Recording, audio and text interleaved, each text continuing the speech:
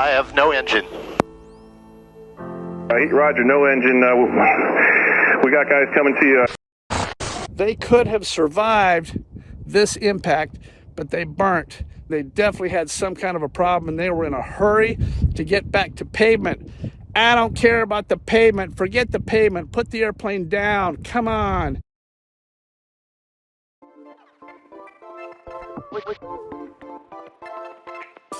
Back, baby. Back, baby. How does it feel to be back? Good? Oh, okay, you ready?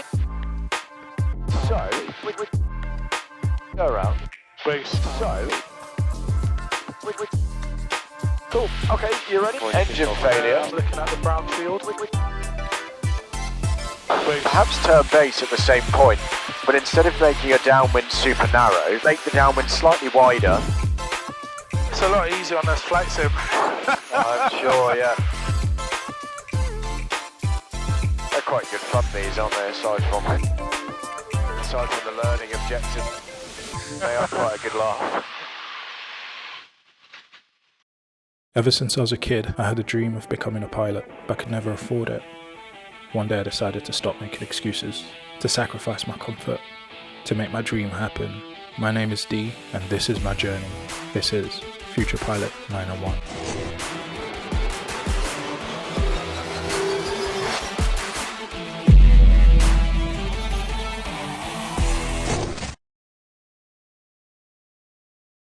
I don't know if you can tell, but I absolutely love flying.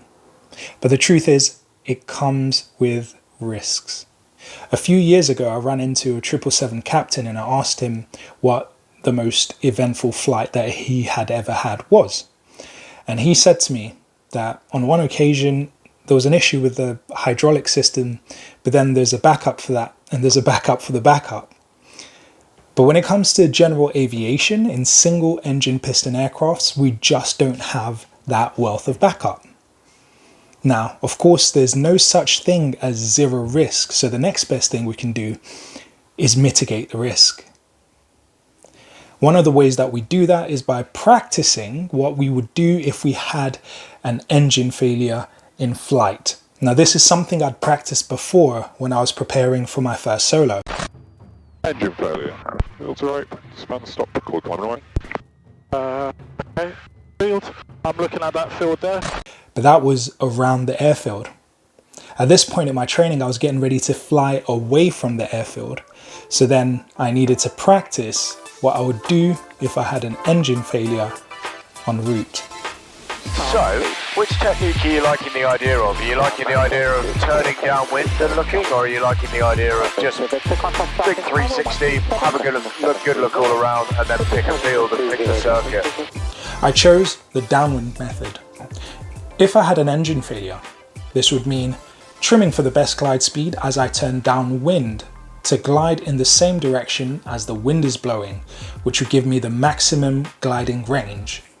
I would then select a field in the same orientation, fly a base leg and final leg into the wind, giving me the lowest ground speed possible on touchdown.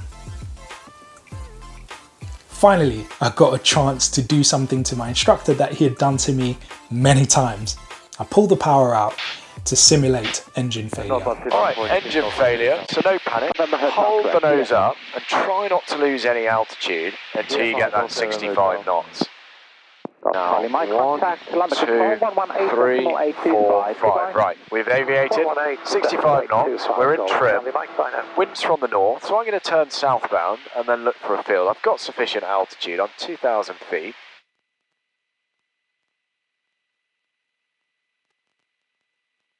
I'm just going to turn roughly southbound, see if I can spot a nice field. Makes my life really easy because there should, it should just be anything that's sort of pointing in this direction. So, I'm not just going to look for ones on the left. You see this nice big green one down here with a lake on the end? Roger. That's my field, so I'm just going to land like that. So plan is, we're going straight ahead here, turn base where those houses are. We've aviated, we've navigated. We're going to do the checks now. So, primer is in and locked. Magnetos are on both. Carb heat is on, mixture's full rich. Have a look at my field, probably a little bit tight, so I'll come out to the left. Fuel select's on, propeller's turning, no restart. Mayday, mayday, mayday. South end radar, Golf Lima Oscar Mike November, engine failure, landing in a field just to the west of the A12, which is going to warm the engine. We've done pretty much all our tasks we can do for now, so when we get to those houses, we'll be sort of turning base, and that's our field down there. Got plenty of overshoot options, the surface looks okay, so I'm happy. I'm a little bit higher than I'd like to be turning base, so I'm just going to extend a tiny bit further this way. No height indication.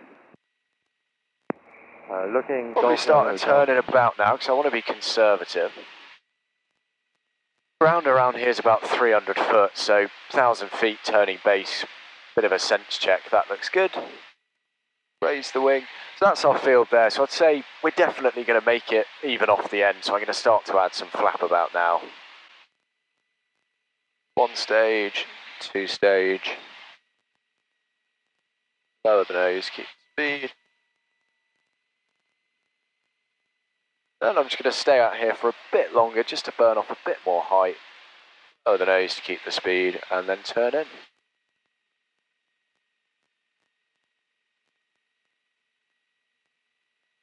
So our field is that one, dead ahead on the nose.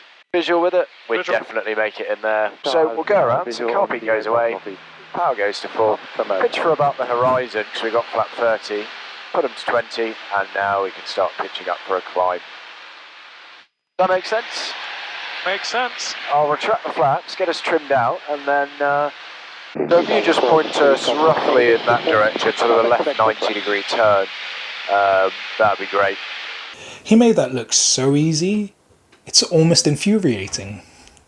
But I guess that's the whole point of flight training, right? Your instructor is supposed to set such a great example that you have something to emulate. Well, I got my chance soon enough. Cool, okay, you ready? 3, 2, 1. Simulated engine failure. Simulated schmimulated. All I heard was engine failure, my heart was pounding, I was in a panic, and that obviously affected my performance. So one of the things I've been doing recently to kind of knock myself out of that is to tease myself a little bit, which then being a bit more playful would make me less jumpy and actually more focused on the task. Power out. Oh no, what do we do? 2-1, someone asking for the ORP? Yeah, Golf India Tango, please. 35 knots. Tango, Roger. I got one right base on a glide approach quite close to the field, so I don't think you'll be able to make it in time. So if you're 100% honest, whereabouts in that field do you think we're about to touch down? Probably further towards the end. Yeah, let's go around. Carpet away. Full power, right rider, and for the horizon. Right. I'm looking at the brown field. That way. Okie dokie. Yeah, you can see it. It's like greenish brown that way. Yeah, okay. So yeah, okay, I'm up for that. Nah, he didn't seem too convinced about that one. But let's see how it played out. Whereabouts do you reckon we'll land? I reckon Let's right in the middle. Yeah, I reckon about 2/3 of the way along. We might have just made it in there. It's better than last time. Trimming for the glide speed was good. Your field selection was good. I thought that was a really good field selection. I would just extend it downwind 10 seconds longer. Or what I would say is perhaps turn base at the same point, but instead of making a downwind super narrow, make the downwind slightly wider, but position for a short final, because the longer you can spend on base, the better, because on base, you can vary it, you can go for the threshold, you can come out wider, so, but yeah, nice, we're getting there. It's a lot easier on this flight sim. I'm sure, yeah. Same as most things, I suppose.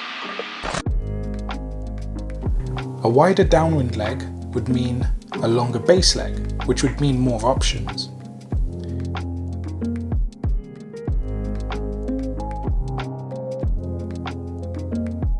Too high and I could widen the base leg to burn off excess height.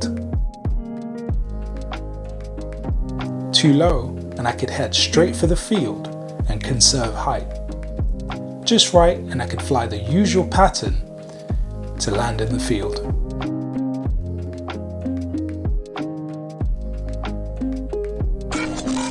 And this time I just want you to level off at 1,200 feet for me. Level off 1200.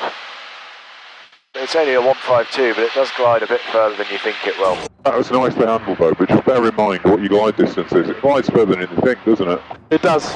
Just beware that you've got used to the sort of glide distance on a day with X amount of headwind, probably about 5 or 10 knots of headwind. On a day with 30, you're not going to be able to make it quite as far. So just bear that in mind. So from this sort of altitude, would it be appropriate to turn downwind? Probably not. No. So what would you be thinking? Base. Yeah, precisely that, yeah. Exactly that. Base leg is where you want to be. Or you could fly a really tight circuit, but it's probably not worth it. I'd just go base into a field. So wind is around there. Yeah, exactly, yeah. So in this case, it would be a left base. Or we'd be on base right now, wouldn't we? And then turn left into... Exactly that, yeah.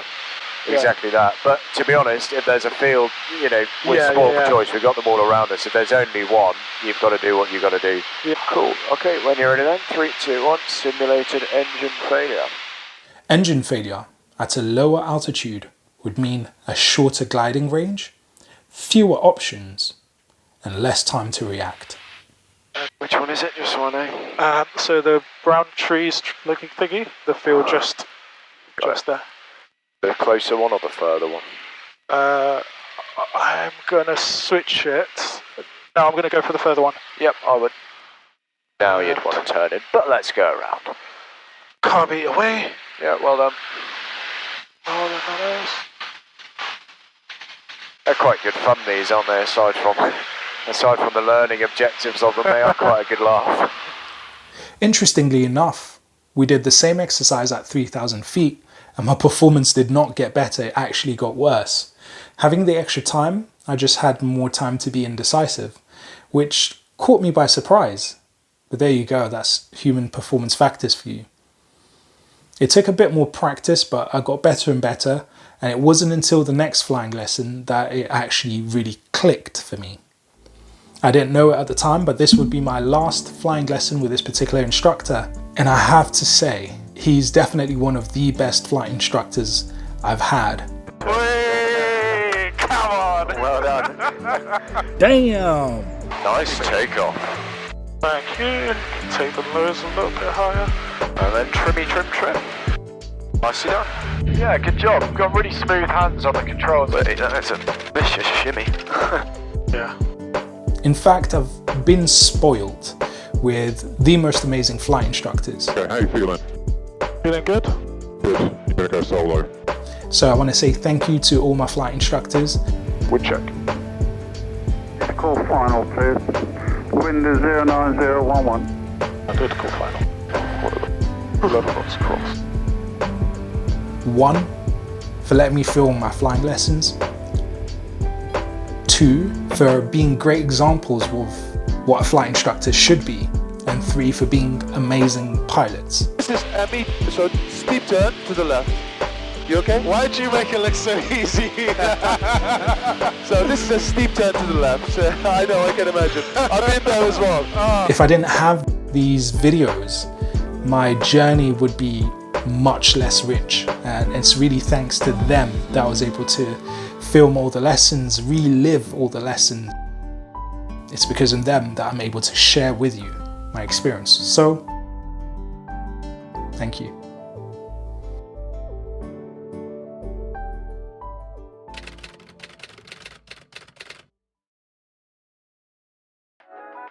It's my first nav lesson. I'm excited, looking forward to this.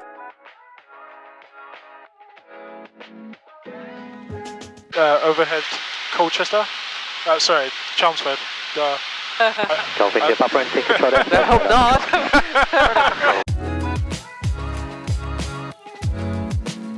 The weather's not looking too great. Clouds seem to be dropping, and there's a little bit of preset.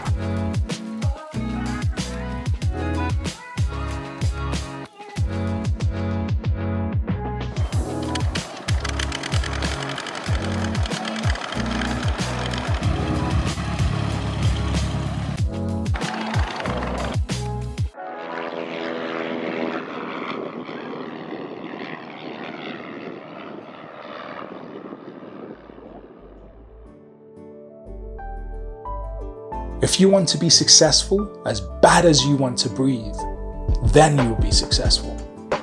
Eric Thomas. Until next time, this is Future Pilot 901 reminding you to live your dreams.